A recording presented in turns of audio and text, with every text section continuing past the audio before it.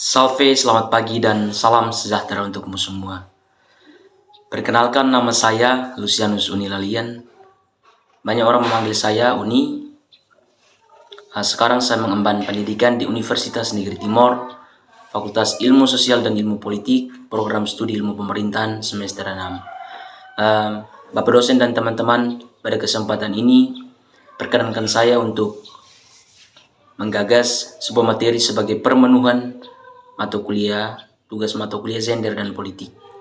Materi yang saya akan gagas sebagai pemenuhan tugas ini ialah patologi birokrasi.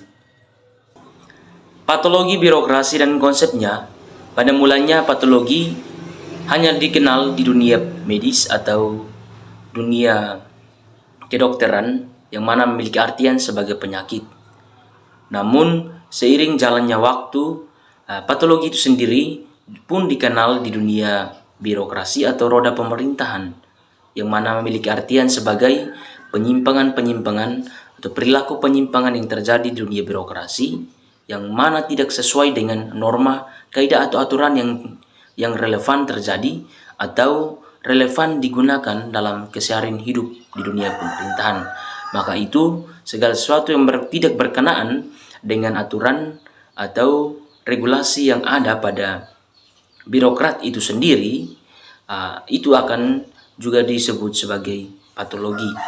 Ada seorang tokoh namanya Thomson dalam buku Yoningsi tahun 2019 pun mengemukakan bahwa patologi birokrasi yakni sikap berlebihan atau pemasangan peraturan-peraturan atau rutinitas-rutinitas dan prosedur-prosedur perlawanan terhadap perubahan dan desakan picik atas hak-hak dari otoritas dan status itu sendiri.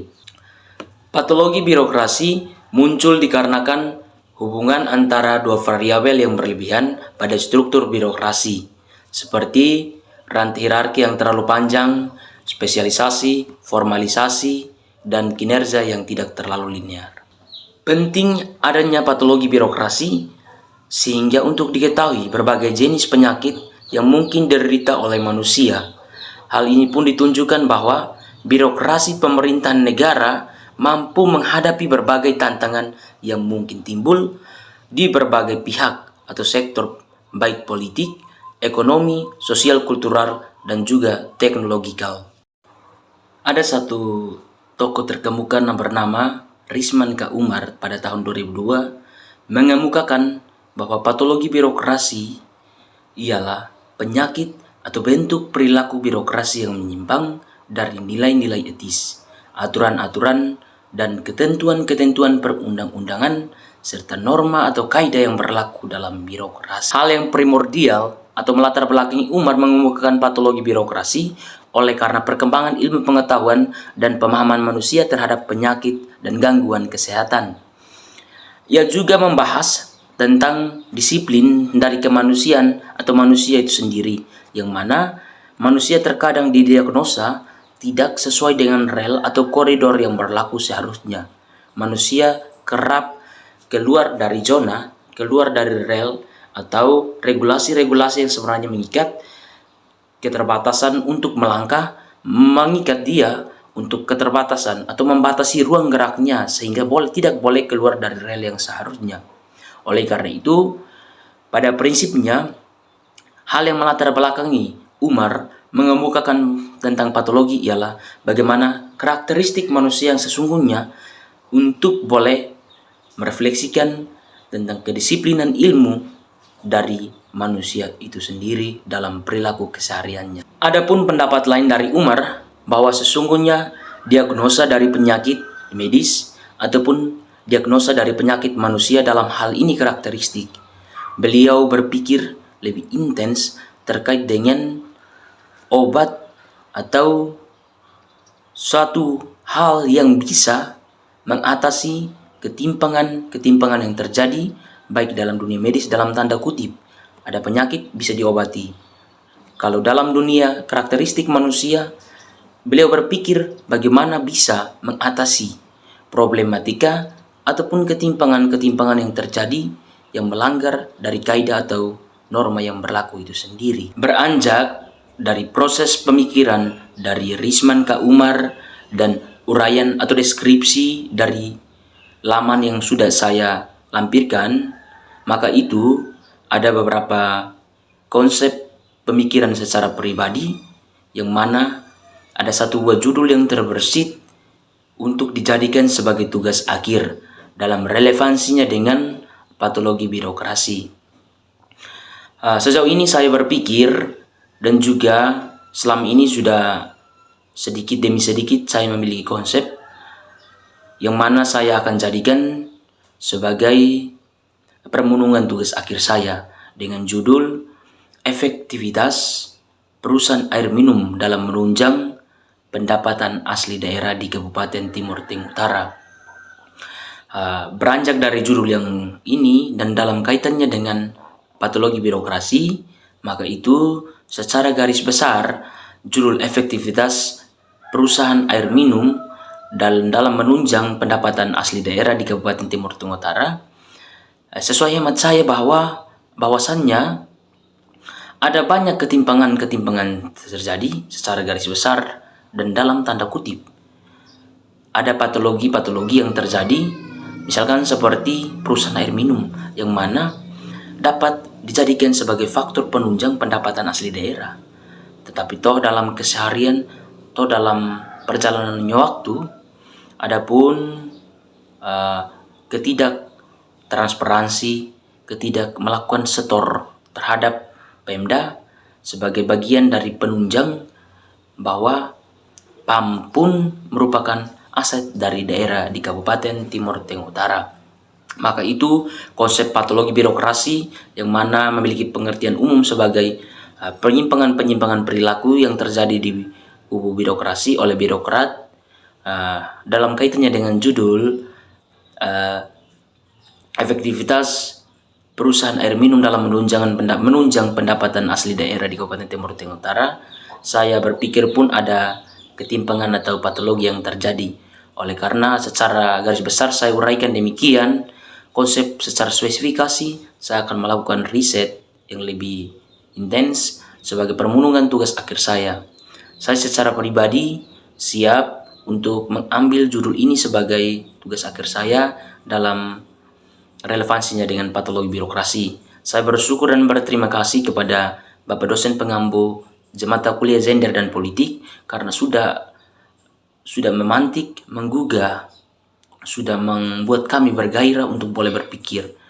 Ya, saya berpikir demikian bahwa tugas gender dan politik dalam hal ini bisa menggagas sebuah materi yang sudah kami dapat, juga sangat membantu dalam keberlangsungan kami ke depan dalam hal ini bisa menyelesaikan tugas akhir nantinya.